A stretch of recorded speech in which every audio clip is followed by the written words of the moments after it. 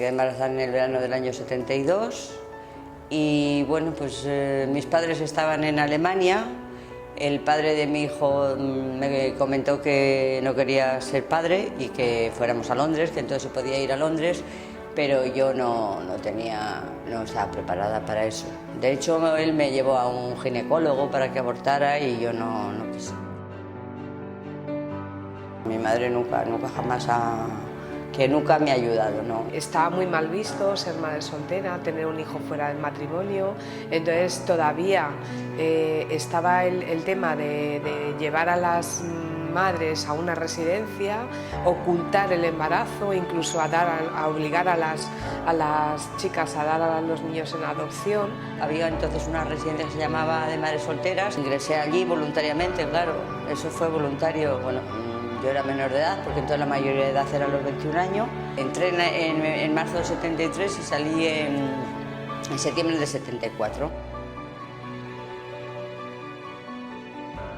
Era un régimen carcelario, tenías tus obligaciones, por ejemplo, pues cada uno se ocupaba de una cosa. Hay personas que se ocupaban de la cocina, otros se ocupaban de los lavabos, otros de fregar los pasillos, otros de fregar las salas.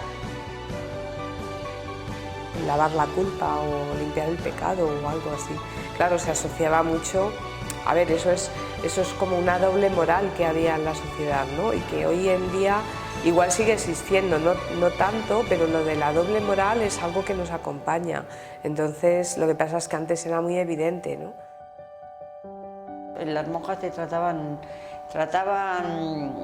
de alguna forma despectivamente, porque no consideraban, desde el punto de vista suyo, consideraban que tú eras una pecadora y una adúltera. La señora que tenía una aventura extramatrimonial era una adúltera y la miraban mal, ¿no? Pues una madre soltera es lo mismo. Realmente la visión que había entonces pues era un problema para la propia madre, ¿no? Y porque se sentían repudiadas, porque sentían que no tenían espacio, ¿no? O sea, sentían la culpa como algo muy importante. Había algunos casos en los que volvía, que la abuela hacía de madre y que la hija pues se hacía de hermana mayor, ¿no?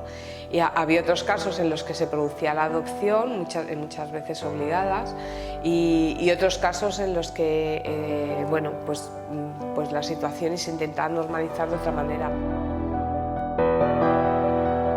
A mi jefe se lo dije y fíjate tú qué proteccionismo que me dijo mi jefe, dice, pues hablaré con el jefe supremo y me dijo que no volviera a trabajar hasta que no tuviera el niño. Estaba ya de 6 meses y me dijo que no volviera. ¿Por qué?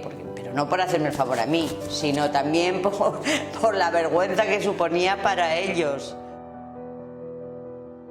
Todas las mujeres que tenían que estar en una residencia, es que el único trabajo al que podían optar era el servicio doméstico, ¿no? Entonces eso era como te voy a salvar la vida, ¿no? Ofreciéndote un trabajo para que enmiendes tu pecado, ¿no? Que era un poco el mensaje que daban, ¿no? Yo sabía que tenía que sacar a mi hijo adelante, yo solo lo tenía claro desde el primer momento y bueno, pues no he tenido problemas, que lo he tomado como una cosa natural. Conté con el apoyo familiar, el apoyo del padre no, porque decía que él me ayudaba a buscar el padre, o sea, era un poco así como incongruente, y bueno, pues nada, esto es lo que hay, vamos a tirar para adelante como sea, ¿no? Mis amigas y mis amigos desaparecieron, ¿no? Además por influencia de sus propios padres, ¿no? Era como si el hecho de ser madre soltera se pudiera contagiar, fuera una enfermedad o algo así, ¿no? Entonces, claro, al final te queda pues tu familia de origen y tu hijo o tu hija en el que te vuelcas, claro, para no caer un poco en un estado de depresión, ¿no? Ahora mismo hay muchas mujeres voluntariamente que deciden ser madres solteras. Entonces, hombre, ha cambiado muchísimo, totalmente. Nadie las mira, nadie las dice, nadie las critica, en fin. Yo creo que hubo un paso muy importante que fue cuando se firmó la Constitución. O sea, el hecho de que a nivel legal todos los hijos fueran iguales ante la ley, los nacidos fuera y dentro del matrimonio. O sea, yo creo que eso dio una base legislativa, ¿no? Mi hijo nació en junio y en agosto murió mi abuelo, que yo lo quería muchísimo, y no me dejaron ir al entierro.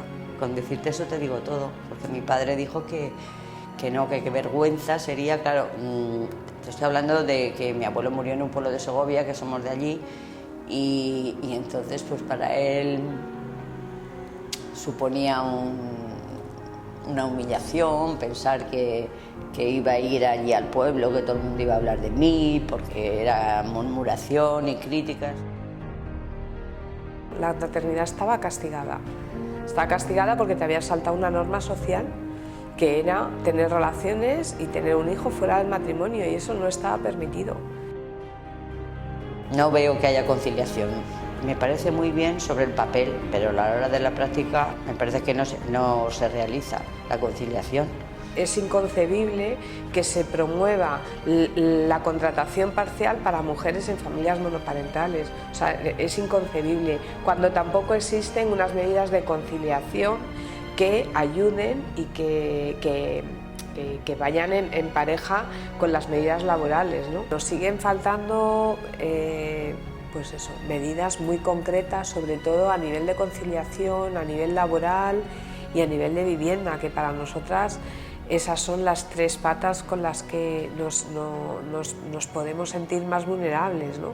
Y habiendo demostrado estudio tras estudio que las familias monoparentales somos más vulnerables y que prácticamente duplicamos a las familias numerosas, seguimos sin tener una ley de familias monoparentales y seguimos con una desprotección en los servicios sociales, en las viviendas de protección oficial, en el acceso a servicios públicos. O sea, no hay una casilla, ¿no?, en la que se contemple la dificultad de ser monoparental.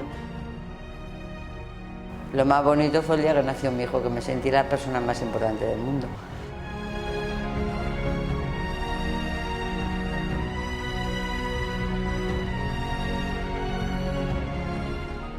Creemos más familia, ¿no? Como que antes era un ejercicio de ocultar o de vivirlo desde la culpa, y ahora es desde el orgullo.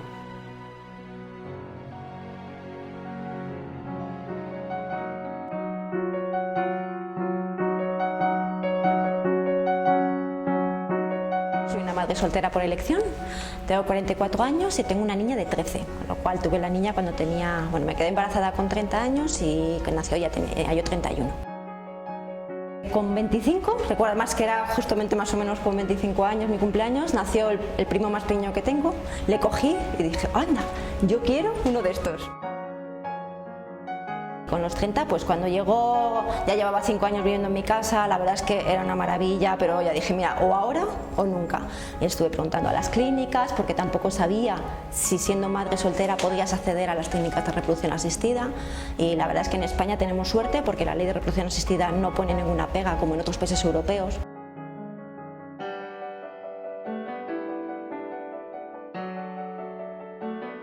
Yo me encontré llegando a los 40 años sin un hijo y dándome cuenta que el deseo de la maternidad en mi caso era muy fuerte. Entonces empecé a cuestionarme por qué no. Fue complicado pensando que yo no tenía toda mi familia aquí, que mi familia está en Argentina. Pero bueno, empiezo el camino, lo pienso bien, empiezo a recorrer cómo lo podía hacer. Pensé en la adopción también, pero la adopción para monoparentales es muy complicado y es muy costoso. Y recurrí a la clínica. Después de 3 intentos llegó mi hija, Laia, y con la cual formamos una familia maravillosa. Mi madre me dijo que estaba loca directamente, me apoya, o sea, ella era de la que iba conmigo a todos los sitios, si no podía ya me buscaba a alguien, o sea, el apoyo siempre lo he tenido, pero sí que siempre ha considerado que no sabía que me metía, que era una locura, obviamente no lo sabía entre comillas, pero bueno.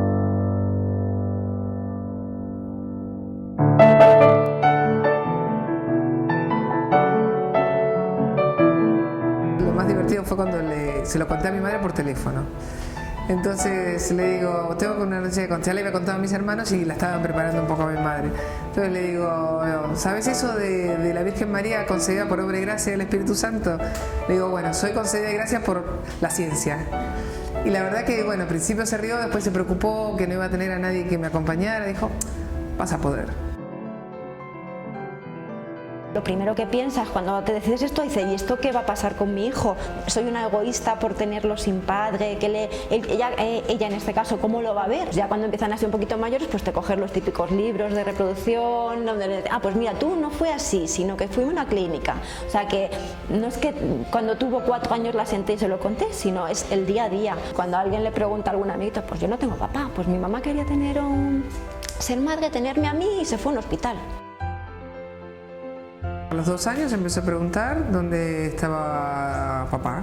Entonces yo le conté que en esta familia no había papá, porque en el momento que yo quise tenerla, que yo la deseaba mucho, que la tenía en mi corazón, pero quería tenerla en brazos, no tenía un papá al lado y decidí ir a una clínica. Entonces mis respuestas van creciendo a medida que ella va creciendo. Y hombre, la gente te pregunta a veces en alguna cosa rara, pero bueno, yo considero que no es malicia, simplemente es desconocimiento.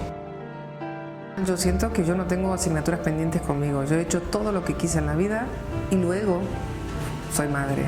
Entonces no tengo pendientes. Yo ahora quiero vivir mi vida, hacer un montón de cosas con ella.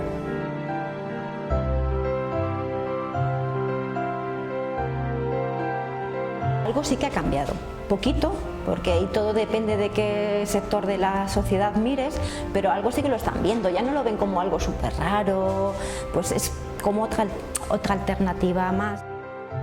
Nosotros lo que pedimos es que haya una ley de familias monoparentales. Más allá de pedir ayudas, lo que pedimos es una igualdad de derechos. Los colegios, cuando editan los libros, no sean todos mamá, papá, niño, niña. O sea, que sea todo un poco más abierto, pues como es la sociedad hoy en día, que los niños conozcan otras cosas. Primero que hay que hacer es una ley de familias donde se pueda distinguir lo que es realmente un adulto criando solo. En la guardería, por ejemplo, yo no tuve más puntos por ser familia monoparental. Tuve la suerte de conseguir plaza en la guardería, pero es como todo lo que te va sucediendo es suerte o pelea o buscar o esto o lo otro, pero no es porque tú a la hora del baremo hay un punto por ser un solo adulto en casa. La ley de conciliación familiar y laboral considero que para nosotros no es nada práctica, no nos soluciona el día a día, la realidad. Una mentira, no existe, no existe. No existe porque mientras no le exijan a los empresarios que la hagan respetar, no existe. Elegir, por ejemplo, el colegio que te viene mejor tanto por temas laborales o por cercanía al domicilio, los colegios de verano, que tengas preferencia, ese tipo de cosas que te favorecen un poco más el trabajo del día a día, vamos.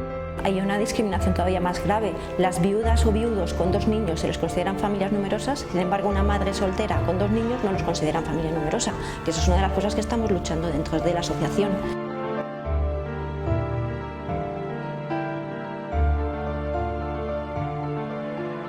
Recurrí a los servicios sociales, recurrí también a Cruz Roja en su momento, que me ayudó. Me tocó tener que recurrir a los servicios sociales, entonces recibí ayuda de mi familia, en su momento de amigos, ninguna ayuda del Estado, por supuesto. Mi experiencia personal es que vas a tener tu niño, va a ser complicado, vas a tener que ajustar todo, pero va a ser lo mejor de tu vida. Para mí es una maravilla, para mí un hijo te cambia, a mí me cambió hasta profesionalmente. Todo esto lo hacemos para que ahora hablen de nosotras, pero en el futuro no tengan que hablar de nuestros hijos. Y eso es que está muy bien, para que cuando a mi hija le diga, que tú no tienes padre, entonces es que eres una familia monoparental, que lo vean algo normal. Pensamos que la maternidad puede ir más allá de circunstancialmente tener una pareja, lo cual no quita que a posterior tengamos una pareja.